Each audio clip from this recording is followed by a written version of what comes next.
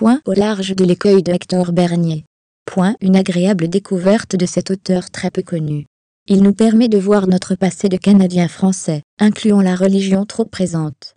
Vous découvrirez aussi la très belle ville de Québec dans toute sa magnificence. Un roman d'amour? À vous de le découvrir. Sur Amazon. Voici un extrait, et suspendu aux tirades enflammées du jeune homme, Marguerite Delorme avait compris le drame émouvant du peuple qui se préparait. Elle avait conscience que nul autre mieux que Jules Hébert, parce que nul autre ne pouvait être plus sincère, plus éloquent, eût pu évoquer ce grand problème national.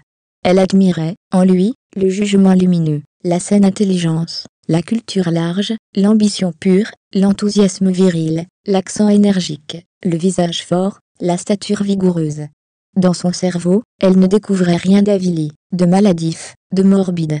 Dans sa parole et son geste, elle pressentait un maître. Il lui avait dessiné les lignes pathétiques de l'histoire du Canada, chanté la poésie du Saint-Laurent. Il prenait, peu à peu, sur elle un ascendant qu'elle subissait, une autorité dont elle ignorait le chemin et au fond de son être. Jules Hébert ne posait pas, avec la jeune fille. Il était lui, inconscient de l'influence que son magnétisme produisait sur elle. Aussi, fut-il étonné de la façon émue, dont elle venait de lui dire sa tendresse pour le fleuve qu'il adorait. Bouleversé au point de ne pas trouver à répondre, il garda le silence, pendant que sa compagne suivait en elle le prolongement des paroles qu'elle avait prononcées. Puis, il eut un remords de ne pas lui avoir crié sa reconnaissance. « Mademoiselle, fit-il subitement, d'une voix grave, je ne suis qu'un ingrat. Je ne vous comprends pas. C'est que je ne puis m'y tromper, vous avez donné un peu de votre âme au Saint-Laurent. Beaucoup de mon âme, je vous l'assure. Alors le patriote aurait dû vous en remercier sur le champ, vous promettre de ne jamais oublier l'amie charmante, que sa patrie vient de conquérir.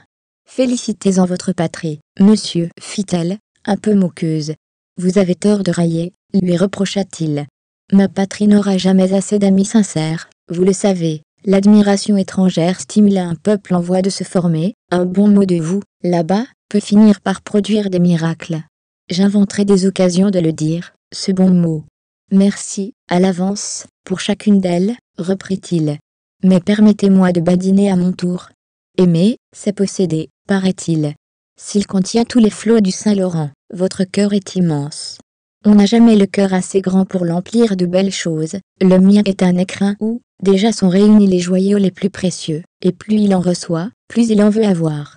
Au gré de la rêverie qui me le fait ouvrir, j'y trouve les lacs de Côme et de Lugano, la grotte d'Azur, l'abbaye de Fiesole, la baie de Nice, la côte d'Émeraude, les étangs de Hamptoncourt, et tant d'autres, je ne les échangerai pas pour toute la fortune du tyran de l'huile.